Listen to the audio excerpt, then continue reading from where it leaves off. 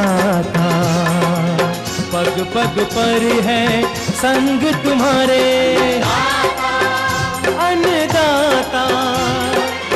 लहू किसानों का बन के पसीना सींचता है धरती का सीना।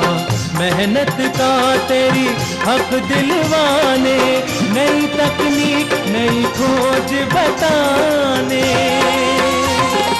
पशुधन को गुणवान बनाना, पौध सुरक्षा को सिखलाना, खेती के सब गुर समझाने, भारत का सरताज बनाने। आठों पहर है संग तुम्हारे अन्नदाता, अन्नदाता। सुप्रभात।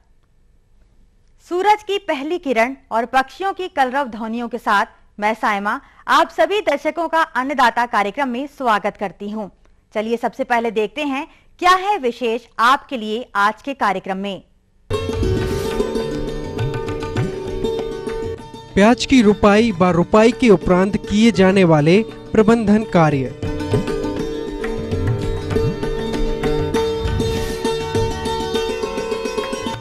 टमाटर की फसल में पौध सुरक्षा उपायों पर जानकारी।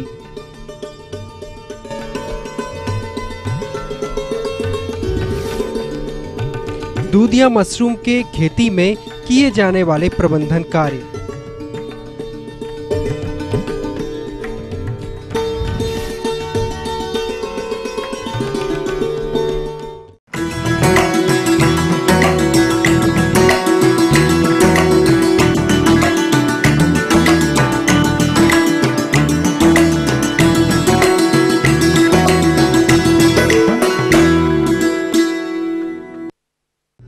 मसाला वर्गीय फसलों में प्याज का महत्वपूर्ण स्थान है और बाजार में इसकी मांग हमेशा बनी रहती है, जिसके चलते हमारे प्रदेश के कृषक बंधु वर्ष भर इसकी खेती करने लगे हैं। अतः हमारे जो किसान भाई वर्तमान समय में इसकी नर्सरी लगा रखे हैं तथा इसकी रुपाई की तैयारी कर रहे हैं, तो उन्हें कुछ महत्वपूर्ण बिंदुओं पर ध्यान देना होगा, जिसके अंतर्गत उन्नत किस्मों का चयन, रुपाई विधि, उर्वरकों की मात्रा एवं प्रयोग विधि, सिंचाई तथा खरपतवार प्रमुख पहलू हैं। लेकिन हमारे किसान भाई जानकारी के अभाव में अथवा लापरवाहीवश इन प्रबंधन कार्यों पर कोई विशेष ध्यान नहीं देते, जिस कारण खेत में एक तो पौधों का कम जमाव होता है, वहीं दूसरी ओर जो पौधे खेत में जम भी जाते हैं उन पर शीघ्र ही कीट एवं रोग व्याधियों का प्रकोप होने लगता है, जिसके चलते हमारे किसान भाइयों को कम लाभ में ही संतोष करना पड़ता है। हमारे बीच जिला रतलाम के कृषक बालकृष्ण सावरिया मौजूद हैं, तो आइए मिलते हैं उनसे और जानते हैं उनकी जिज्ञासा को। मैंने 2 बीघे में प्याज की बुआई की थी और जो मतलब के पानी कम गिरा उसकी वजह से थोड़ी मतलब एक तो बीज में के जर्मिनेशन में दिक्कत आई, दूसरी बात ये उसके पानी भी कम गिरा, उसकी वजह से हमारी फसल मतलब कि पूरी नष्ट हो गई है। अब हमने वापस नर्सरी तैयार कर ली है, उसकी मतलब कि जो उचित जानकारी और उचित तकनीक हमें दी जाए ताकि हमारी फसल अच्छी हो। अतः किसान भाइयों, यदि आप भी प्याज की रुपाई करने जा रहे हैं तो आप कौन कौन से प्रबंधन कार्यों को अमल में लाएंगे, इन बिंदुओं पर समस्त जानकारी देने हेतु हमारे बीच मौजूद हैं कृषि विज्ञान केंद्र रतलाम के कृषि वैज्ञानिक डॉक्टर मोहम्मद मुस्तफ़ा। किसान भाई प्याज का रोप लगाए हैं, अगर तैयार हो गया है तो उसकी रोपाई अवश्य करें। और प्याज में 2 तरीके का प्याज होता है, एक तो खरीफ वाली प्याज होती है, उसकी प्रजाति अलग होती है। जैसे खरीफ के लिए आपका N53 है, एग्रीफाउंड डार्क रेड है, ये खरीफ के लिए बहुत अच्छी वैरायटी है। और रोप तैयार करके तब जाके जब प्याज का रोप जो है आधा फीट यानी 15 सेंटीमीटर का हो जाता है, तब जाके उसको खेत में लगाएं। दूसरा बीज जनित के लिए बावस्टीन है, कार्बेंडाजिम है, विटावेक्स पावर है, थायरम है। जड़ उपचार भी करते हैं। 5 ग्राम प्रति लीटर पानी में यानी 10 लीटर पानी है 50 ग्राम डाल दीजिए बावस्टीन को और उसके जड़ को 10 मिनट तक उसमें डुबोए रखिए और उसके बाद उसकी रोपाई करिए। और जब खेत में रोपाई करते हैं तो लाइन से लाइन की दूरी आधा फीट रखते हैं और पौधे से पौधे की दूरी 3 इंच यानी 7.5 सेंटीमीटर रखते हैं। उसके बाद आपको खेत की तैयारी करना है। खेत की तैयारी जब हो जाती है तो खेत में रोपाई के पहले आपको जो खाद की मात्रा है 120 किलो नाइट्रोजन, 60 किलो फास्फोरस और 50 किलो पोटास और 20 किलो सल्फर, ये प्रति हेक्टेयर के हिसाब से हम देते हैं। इसमें हम क्या करते हैं कि आधा नाइट्रोजन, पूरा फास्फोरस और पूरा पोटास जब खेत की तैयारी करते हैं उस समय दे देते हैं, और आधा जो नाइट्रोजन बचता है वो रोपाई के 25 दिन के बाद जब पहली निराई गुड़ाई करते हैं उस समय देते हैं। आधा जो नाइट्रोजन बचता है उसका 2 भाग कर लेते हैं, एक भाग 25 दिन के बाद और दूसरा भाग 50 दिन के बाद। हमेशा ये ध्यान रखिए कि प्याज में कभी भी 60 दिन के बाद आपको खाद नहीं देना है, और इसमें 2 निराई गुड़ाई करते हैं, 25 दिन रोपाई के 25 दिन के बाद और 50 दिन के बाद। अगर आपके पास बहुत ज़्यादा अगर बरसात हो रहा है, चाहे इस टाइप कोई समस्या है या बहुत ज़्यादा एरिया में प्याज लगाए हैं, तो आप एक खरपतवार के लिए विजिसाइड का उपयोग कर सकते हैं, जैसे ऑक्सीफ्लोरोफेन है। इसका आप 10 ग्राम पर 15 लीटर पानी में घोलकर छिड़काव करते हैं, तो उससे भी आपका ये खरपतवार जो है ख़त्म हो जाते हैं। इसके साथ साथ आपका जब खेत में लगाए होते हैं तो उसमें 2-3 समस्याएं आती हैं। एक तो कभी कभी सूखने की समस्या आती है, दूसरा थ्रिप्स की समस्या आती है, तीसरा जो है भभूतिया की समस्या आती है, जो पाउडर टाइप के खेत में होते हैं। तो अगर सूखने की समस्या आ रही है तो सूखने की समस्या के लिए भूमि उपचार भी जरूर करिए। भूमि उपचार के लिए आपको ट्राइकोडर्मा विरिडी है जो 1 किलो प्रति बीघे के हिसाब से यानी 4 किलो प्रति हेक्टेयर के हिसाब से इसका करते हैं। उसका तरीका ये है कि 1 किलो ट्राइकोडर्मा लेते हैं तो 50 किलो गोबर की सड़ी हुई खाद लेते हैं और उसमें मिला देते हैं, और मिलाने के बाद पानी से तर कर देते हैं और कम से कम 10 दिन के लिए छोड़ देते हैं, और उसके बाद खेत में उसको छिड़कते हैं जहाँ रोपाई की है। खेत में छिड़कते समय ये ध्यान रखिए कि खेत में नमी होनी चाहिए, तब ये, चूँकि ये भी जैविक होता है ट्राइकोडर्मा, ये फफूंद होता है, फफूंद को मारता है।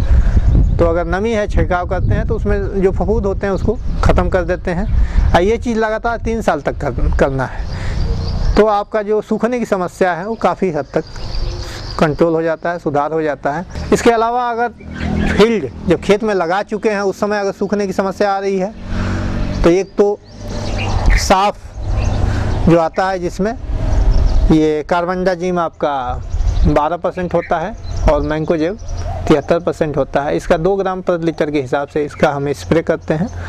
इसके साथ साथ अमीडाक्लोपिड 17.8 SL, इसका 5 ml प्रति 15 लीटर पानी में घोल के स्प्रे करते हैं। पहला स्प्रे ये करते हैं। दूसरी बार आप अमीडाक्लोपिड की जगह फिप्रोनिल आप ले लीजिए, उसका जो है 30 ml है, 15 लीटर पानी में यानी 2 ml 1 लीटर पानी में घोल कर स्प्रे करते हैं। तो ये थ्रिप्स की समस्या का सुधार हो जाता है। अब रही बात भभूतिया रोग की, जो पाउडर टाइप का उनके पत्तियों पर आ जाता है, तो इसके लिए एक सल्फेक्स आता है 80% WP, उसका हम 40 ग्राम प्रति 15 लीटर पानी में घोल के स्प्रे करते हैं। तो ये छोटी छोटी चीज़ें हैं जो कि ध्यान देना है। अगर इस तरह आप खेती करते हैं तो निश्चित तौर पर आपका उत्पादन अधिक होगा और लाभ होगा। कार्यक्रम में लेंगे एक छोटा सा कॉमर्शियल ब्रेक, जल्द लौटेंगे कुछ और जानकारियों के साथ।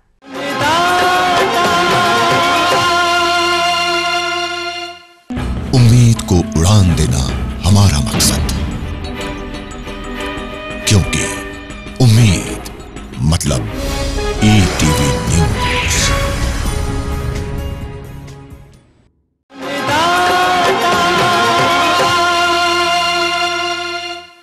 ब्रेक के बाद हम फिर से हाजिर हैं आपके साथ। चलिए अब रुक करते हैं अगली कड़ी की ओर।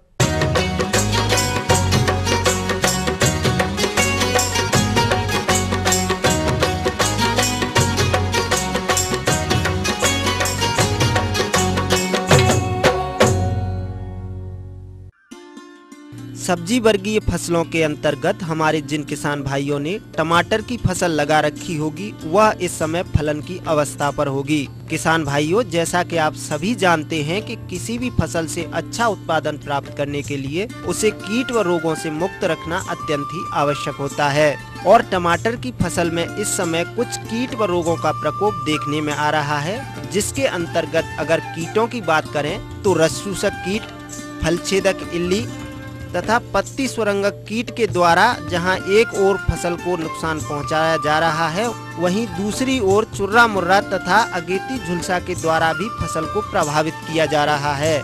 किसान भाइयों, अगर आपने समय रहते इन कीट व रोगों का समन्वित नियंत्रण नहीं किया तो आपको आगे चलकर ऐसी फसल से कम एवं निम्न गुणवत्ता युक्त उत्पादन की प्राप्ति होने से आर्थिक हानि का सामना करना पड़ेगा। हमारे एक किसान भाई ने भी टमाटर की फसल लगा रखी है तथा उसमें कुछ कीट व रोगों का प्रकोप देखने में आ रहा है। वह इसके नियंत्रण पर जानकारी चाहते हैं, तो आइए मिलते हैं उन्हीं से। अभी हमने 1 बीघा में टमाटर की खेती की है। वायरस की वजह से हमारे उत्पादन में काफ़ी कमी आई है। वायरस की रोकथाम के लिए जो भी सुझाव हो या प्रबंधन हो, उसके बारे में हमें जानकारी दी जाए। टमाटर की फसल में लगने वाले विषाणु जनित चुर्रा मुर्रा रोग के नियंत्रण की जानकारी के लिए आइए मिलते हैं कृषि विज्ञान केंद्र कालूखेड़ा, जिला रतलाम के डॉक्टर मंजुल पांडे से। यहाँ पर मौसम में बारिश पहले काफ़ी हो गई थी शुरुआत में, फिर उसके बाद बारिश रुक गई और टेम्परेचर धूप काफ़ी अच्छी खिल गई, जिसकी वजह से वायरस रोग आने की संभावना टमाटर में अधिक बढ़ गई है। तो किसान भाइयों, सबसे पहले टमाटर में वायरस को ग्रसित पौधों को पहचानने का लक्षण ये है, जो पौधे की स्वाभाविक वृद्धि होती है, स्वाभाविक वृद्धि ना होकर पौधा बौना हो जाता है, पत्तियां संकुचित हो जाती हैं, ऊपर से मुरझाई हुई लगती हैं और उसमें फूल और फल की मात्रा कम हो जाती है। आप सबसे पहले जो पौधे बोने से दिख रहे हों, पत्तियां असंकुचित टाइप की लग रही हों, उन पौधों को आप अपने खेत से उखाड़ लीजिए और बाहर खेत के एक गड्ढा बनाइए, जिसमें उन पौधों को, ग्रसित पौधों को दबा दीजिए। फिर इनके रोकथाम के लिए, क्योंकि ये वायरस रोग वाहक कीट द्वारा फैलता है, तो वाहक कीटों को नियंत्रण करना बहुत आवश्यक है। तो वाहक कीटों के नियंत्रण के लिए और वायरस रोगों को नियंत्रण के लिए आप वेटेबुल सल्फर 2 मिलीलीटर प्रति लीटर और रोगार 1 मिलीलीटर प्रति लीटर पानी में मिलाकर छिड़काव करते रहिए। 10-15 दिन के बाद पुनः इसको छिड़काव करिए। लेकिन इसके साथ साथ आप अपने पड़ोस के खेतों के किसानों भाइयों को भी इस मात्रा का छिड़काव जरूर बताइए, क्योंकि विषाणु के जो रोग वाहक कीट हैं वो दूसरे के खेत से आपके खेत में आ सकते हैं, जिससे आपको अधिक से अधिक मुनाफा मिल सके। इसके अलावा किसान भाइयों, टमाटर की फसल में लगने वाले अन्य कीट व रोगों की जानकारी के लिए आइए मिलते हैं जवाहरलाल नेहरू कृषि विश्वविद्यालय जबलपुर के डॉक्टर विजय अग्रवाल से। खेत में टमाटर की फसल खड़ी हुई है, तो इस समय कई सारी इसमें समस्याएं दिखाई दे रही हैं। जो हमारे फल इस समय बन रहे हैं, छोटे छोटे से फल बन रहे हैं, उसमें एक विशेष प्रकार का कीड़ा छेद करके अंदर प्रवेश कर जाता है, जिससे जो हमारा फल है वो पूरी तरह से सड़ जाता है और नीचे गिर जाता है। ये टमाटर की इल्ली होती है, ऐसे हम चने की इल्ली भी बोलते हैं, हेलियोथिस नाम की इल्ली होती है। तो सबसे पहले इसकी रोकथाम के लिए इस प्रकार के जो ग्रसित फल हैं उनको आप एकत्रित कर दें और उनको किसी गड्ढे में फेंक दें। नहीं तो क्या होगा, ये फल जमीन में पड़े रहेंगे और इल्ली जमीन के अंदर चली जाएगी और प्यूपा फॉर्म में या शंकी अवस्था में आ जाएगी और अगले वर्ष हमारी फसल को फिर से नुकसान पहुंचाएगी। और इसके नियंत्रण के लिए आप किसान भाइयों, दवा के रूप में आप इंडॉक्सीकार्प कहलाती है, इसका भी प्रयोग कर सकते हैं। इसकी मात्रा 1 मिलीलीटर 1 लीटर पानी में मिलाकर हमको छिड़काव करना है। एक और समस्या इस समय दिखाई दे रही है, पत्तियों में बहुत बारीक बारीक सी लाइनें दिखाई दे रही, सफेद रंग की लाइनें बन जाती है। ये लीफ माइनर या पत्ती सुरंगक कीट के कारण होता है। अगर एक आध जगह इस तरह की लाइनें दिख रही हैं तो आप वैसे पत्तियों को निकालकर नष्ट कर सकते हैं। अगर फसलों में ज्यादातर इस प्रकार की समस्या दिखाई दे रही है तो हम दवा का प्रयोग कर सकते हैं। दवा में हमें डाइमेथोएट दवा बाजार में मिलती है, इसकी 2 मिलीलीटर 1 लीटर पानी में मिलाकर हमको छिड़काव करना है। किसान भाइयों, अब जो दूसरी समस्या हमारे पौधों में दिखाई देती है वो होती है झुलसा की बीमारी। झुलसा की जो बीमारी होती है, जो बारिश के बाद का मौसम होता है उस समय ये बीमारी काफी ज्यादा हमारे पौधों पे दिखाई देती है। इसमें आप दो प्रकार से इसमें झुलसा या जो ब्लाइट होती है वो आपको दिखाई देगी। पहली जो होती है इसमें पत्तियों पर दिखाई देती है, इसमें गोल गोल चकत्ते पत्तियों में पड़ जाते हैं और ये किनारे से पत्तियां सूखना चालू होती हैं गोल गोल चकत्ते से, और पूरी पत्तियों पर इस प्रकार का रोग दिखाई देता है और पत्तियां जलकर सूखकर गिर जाती हैं और इससे पौधे की बढ़वार रुक जाती है। दूसरा, यदि हमारी फल की अवस्था में पौधा आ गया है तो ये जो अर्ली ब्लाइट होता है, आगेती झुलसा होता है, ये फलों पर भी दिखाई देता है। इसमें फलों का जो हिस्सा पौधे से जुड़ा रहता है वहां पर रिंग जैसा बन जाता है और वहां पर फल सड़ने लगता है। इसके नियंत्रण के लिए आप थायोफेनेट मिथाइल नाम की दवाई बाजार में मिलती है। इसकी 3 ग्राम मात्रा 1 लीटर पानी में मिलाकर हमको छिड़काव करना है। किसान भाइयों, यदि आप इन सभी चीजों का ध्यान रखते हैं तो टमाटर की फसल में जो इस समय रोग एवं कीटों का प्रकोप हो रहा है उसको हम नियंत्रण कर पाएंगे और भविष्य में अपनी फसल से अच्छा उत्पादन ले सकेंगे।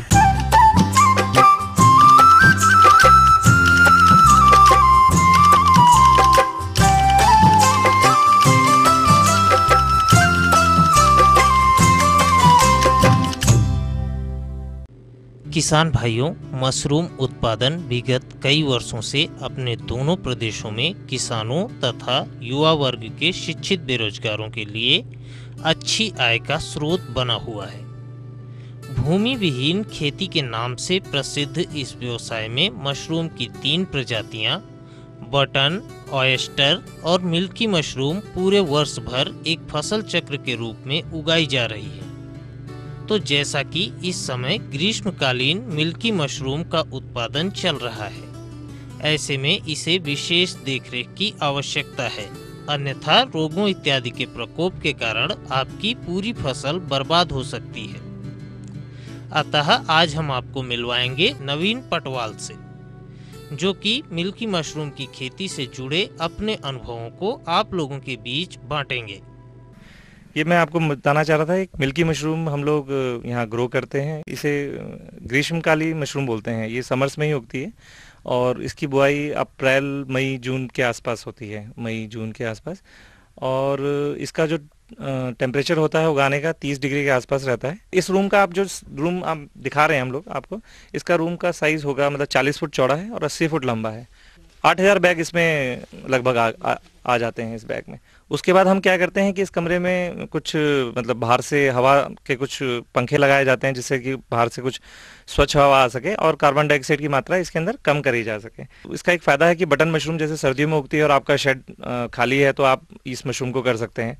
और सबसे खास बात इस मशरूम की ये है कि ये 30 डिग्री में उगती है तो इसकी शेल्फ लाइफ बहुत हाई रहती है। अगर आप इसे फ्रिज करते हैं, रेफ्रिजरेट करते हैं या ठंडा करते हैं तो ये काफ़ी टाइम तक मार्केट में सर्वाइव कर सकती है बटन के मुकाबले। जैसे हम केसिंग की बात बता रहा था मैं, केसिंग के बाद माइसीलियम जब केसिंग में आ जाता है उसके बाद इसमें मशरूम के पिनहेड बनना चालू हो जाते हैं। तो इसके बाद हम मशरूम को जैसे 7-8 इंच की हो जाती है तो उसको तोड़ के काट के हम लोग पैक कर लेते हैं और उसको मंडी में बेचने के लिए भेज देते हैं। अभी तक इसका जो मार्केट है साउथ में है और नॉर्थ इंडिया में ज़्यादातर केवल दिल्ली में ही प्रचुर मात्रा में बिकती है। नॉर्मली मशरूम को लाइट की आवश्यकता नहीं होती, इसमें क्लोरोफिल कुछ नहीं होता, लेकिन इस मशरूम के लिए, स्पेशली इस मशरूम के लिए, मिल्की मशरूम में इसको लाइट की ज़रूरत होती है। या तो हम लोग बल्ब या ट्यूबलाइट से इसकी लाइट देते हैं। इसकी सिंचाई लगभग रोज ही होती है। हल्की सी नमी हमेशा केसिंग में रहनी चाहिए, हमेशा चाहिए। आप मतलब बहुत हल्का हल्का सा पानी डालते रहें और जैसे जैसे आपको कोई बीमारी दिखती है तो उससे छिड़काव पाते रहना चाहिए। वो बैग या तो आप फेंक दिए अगर ज़्यादा बीमारी है, थोड़े बहुत अगर बीमारी है तो उसमें कोई उपचार करिए, बावस्टिन का स्प्रे करिए, कोप्रानेस है तो उसे निकाल दीजिए उखाड़ के।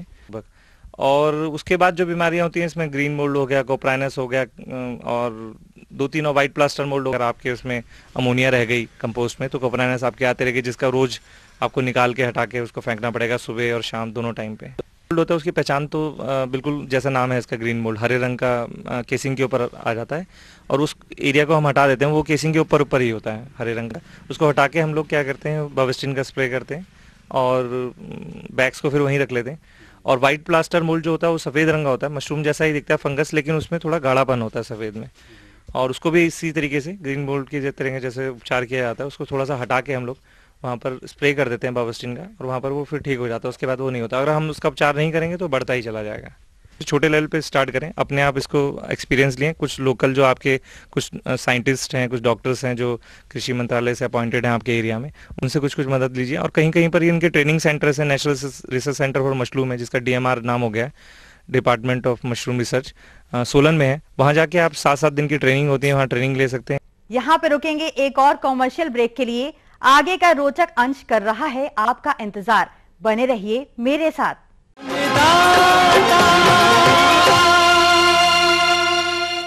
देश एक, बहुत सारे प्रदेश, उसमें 672 जिले, हर जगह 24 घंटे तैनात है हमारा कैमरा, हर उस खबर के लिए जिससे वास्ता हो आपका। हिंदू मुसलमान सिख ईसाइयों के अंदर दीवार खड़ी करने का काम हो रहा है। जलपाल नहीं सहेगी। पूरा एंटी करप्शन को खत्म किया हुआ था इन लोगों ने। सच्चाई देखिए, 3 गुना ज्यादा सड़कें हमने बनाई। भ्रष्टाचार काम करने नहीं देना चाहते। कश्मीर के मसले को सियासी सतह पे देखा जाए, सरकार बचे या गिरे, हम पीछे हटने वाले नहीं है। जिसका असर हो आप पर। टैक्सेस हैं जो परेशान करते, चिल्ला रहे, कोई नहीं सुन रहा है। जिस खबर का असर है पूरे राष्ट्र भर में, राष्ट्रीय समाचार।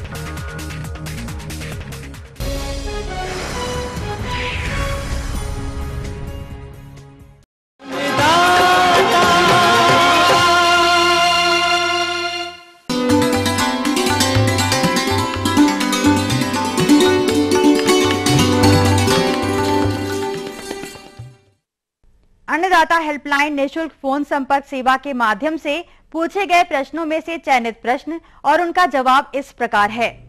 अन्नदाता निःशुल्क फोन संपर्क सेवा के माध्यम से कार्यक्रम में आज जो प्रश्न हमने शामिल किया है उसे पूछा है ग्राम तीतरी, जिला रतलाम से राम बाबू तिवारी ने।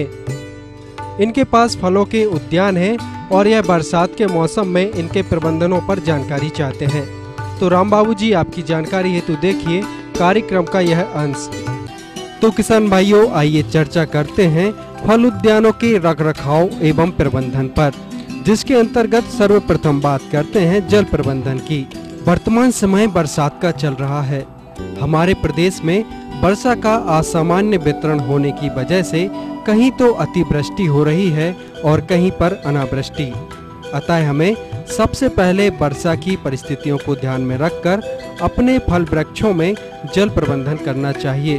अर्थात जहां पर वर्षा अधिक हो रही हो वहां पर फल उद्यानों में जल निकास की उचित व्यवस्था करना चाहिए, क्योंकि अधिक जल भराव होने पर फल वृक्षों के सूखने तथा कई प्रकार के रोगों के चपेट में आने की आशंका बनी रहती है। इसमें बचाव के लिए पूर्व में बने थालों को तोड़ देना चाहिए तथा पौधे के तनों के चारों ओर मिट्टी चढ़ा देनी चाहिए ताकि पानी सीधा पौधों के संपर्क में न आए। यह तो हुई अधिक वर्षा वाले क्षेत्रों की बात। अब जहां पर वर्षा नहीं हुई है उन क्षेत्रों की बात करते हैं। जहां पर पर्याप्त वर्षा नहीं हो रही हो उन क्षेत्रों में मिट्टी की किस्म, फल वृक्षों की जल मांग को ध्यान में रखते हुए नियमित रूप से सिंचाई करते रहें। अब आइए चर्चा करते हैं खरपतवार नियंत्रण की।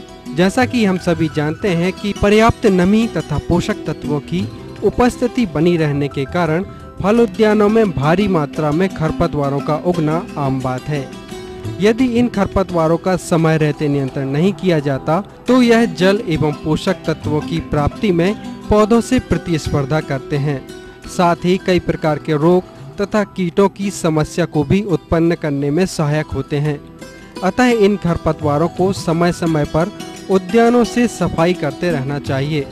जहां तक संभव हो इन खरपतवारों का नियंत्रण हाथ या मशीन द्वारा निराई गुड़ाई के द्वारा करना चाहिए, क्योंकि इससे पौधों को दोहरा लाभ मिलता है। अगर मजदूरों की उपलब्धता नहीं है या मजदूरी अधिक महंगी है तो इस स्थिति में आप नींदानाशी दवाओं का छिड़काव कर सकते हैं। जहां तक बात पोषक तत्व प्रबंधन की है तो किसी भी पौधे की उचित वृद्धि व फल उत्पादन प्राप्त करने के लिए उसका उचित पोषक प्रबंधन बहुत ही आवश्यक होता है। अतः समय समय पर पौधों की आयु, किस्म एवं मांग के अनुसार पोषक तत्व देना चाहिए। साधारणतः उनकी उम्र के अनुसार पोषक तत्वों का प्रबंधन इस प्रकार करना चाहिए। अब आइए चर्चा करते हैं फल सुरक्षा के बारे में। किसी भी फल उद्यान से अधिक उत्पादन प्राप्त करने के लिए उसकी फसल सुरक्षा बहुत ही आवश्यक होती है। तो आइए सबसे पहले हम बात करते हैं समन्वित कीट प्रबंधन की। फल उद्यानों में कई प्रकार के कीटों का आक्रमण होता है, जिनमें रस चूसक कीट व काटने वाले कीट प्रमुख होते हैं। इन कीटों के समन्वित प्रबंधन के लिए फल उद्यानों में पौधों के बीच खाली पड़ी जगह की ग्रीष्मकालीन गहरी जुताई करवानी चाहिए, ताकि धूप में विभिन्न प्रकार के कीट के लार्वा तथा अंडे नष्ट हो जाएं। इसके अतिरिक्त जहां कहीं भी कीटों के अंडे या लार्वे दिखाई दें, उन्हें हाथों से चुनकर नष्ट कर देना चाहिए। साथ ही जगह जगह पर प्रकाश प्रपंच, जहरीले प्रपंच या चिपचिपे प्रपंच लगाकर विभिन्न घातक कीटों के वयस्कों को आकर्षित कर फंसाकर नष्ट करते रहना चाहिए। फेरोमोन ट्रैप का उपयोग कर कीटों को नष्ट करना भी कीट नियंत्रण में सहायक सिद्ध होता है। तना छेदक इल्ली के नियंत्रण के लिए हमें उसकी सुरंग में तार या लकड़ी की सहायता से सफाई करके मिट्टी का तेल या कीटनाशी दवाओं को इंजेक्शन द्वारा छिद्र के अंदर डालकर मिट्टी से बंद कर देना चाहिए, क्योंकि उस कीट के प्रकोप से बड़ी बड़ी डाल तथा कभी कभी पूरा पौधा भी सूख जाता है। इन सभी बातों के अलावा यदि कीट का प्रकोप अधिक हो या उच्च हानि स्तर पर हो, तो अंतिम विकल्प के रूप में रासायनिक कीटनाशक दवाओं का प्रयोग करना चाहिए, जैसे रस चूसक कीट, माहू, जैसिड, थ्रिप्स, सफेद मक्खी, बग आदि के नियंत्रण के लिए डाइमेथोएट या मेटासिस्टाक कीटनाशक दवाओं की 1 से 1.5 मिलीलीटर मात्रा प्रति लीटर पानी में घोल बनाकर आवश्यकता अनुसार 1 से 2 बार छिड़काव करना चाहिए। इसी प्रकार काटने एवं चबाने वाले कीट जैसे इल्लियां, पत्ती सुरंगक, बीटल, सिल्ला आदि कीटों के नियंत्रण के लिए मेलाथियान, कार्बोरिल आदि कीटनाशक दवाओं की 2 मिलीलीटर मात्रा प्रति लीटर पानी में घोल बनाकर छिड़काव करना चाहिए। इसी प्रकार रोग प्रबंधन हेतु फल उद्यानों में समन्वित रोग प्रबंधन के तहत उचित जल निकास की व्यवस्था करना आवश्यक होता है एवं फफूंदी जनित रोगों के नियंत्रण के लिए गंधक युक्त फफूंदनाशी दवाओं की उचित मात्रा में उपयोग के साथ साथ कार्बेंडाजिम, कॉपर ऑक्सीक्लोराइड आदि की 2 से 3 मिलीलीटर मात्रा प्रति लीटर पानी में घोल बनाकर छिड़काव समय समय पर करते रहना चाहिए तथा जीवाणु जनित रोगों के नियंत्रण के लिए Bodo mixer, NAA 200 ppm, streptomycin 500 से 1000 ppm या 2000 ppm फाइटोमाइसिन का छिड़काव करना चाहिए। इसके अलावा रोगग्रस्त या सूखी बेजान विकृत टहनियों को समय समय पर काटकर अलग करते रहना चाहिए, जिससे नई नई टहनियाँ विकसित होती हैं और फूल व फल भी अच्छे प्राप्त होते हैं। साथ ही कटाई छटाई करने से बहुत से कीट तथा रोग, फफूंद, जीवाणु या विषाणु पौधे से अलग हो जाते हैं।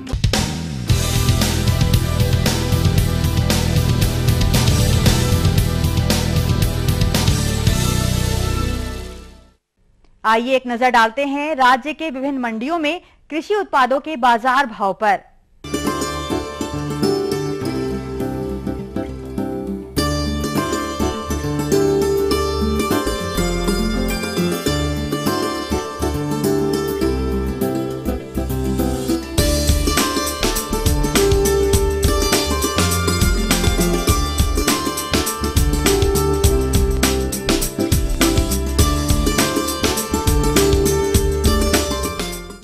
हम ये उम्मीद करते हैं कि आज का कार्यक्रम आप सभी दर्शकों के लिए उपयोगी रहा होगा। किसान भाइयों, अन्नदाता आपकी सेवा के लिए संकल्परत है। कृषि संबंधित समस्या एवं सुझावों के लिए आप हमें इस पते पर संपर्क कर सकते हैं। प्रोड्यूसर अन्नदाता, ETV Madhya Pradesh Chhattisgarh, Ramoji film city Hyderabad 501512। साथ ही आप हमें ईमेल भी कर सकते हैं। हमारा ईमेल है annadatamp@ettv.co.in। इसके अतिरिक्त आप हमें निःशुल्क हेल्पलाइन नंबर 1800425408 पर दोपहर 12 से 1 बजे के बीच संपर्क कर सकते हैं। आज के कार्यक्रम में फिलहाल इतना ही। कल फिर से इसी समय आपसे मुलाकात होगी कृषि संबंधित कुछ और जानकारियों के साथ। तब तक के लिए पूरी अन्नदाता टीम को आज्ञा दीजिए। नमस्कार।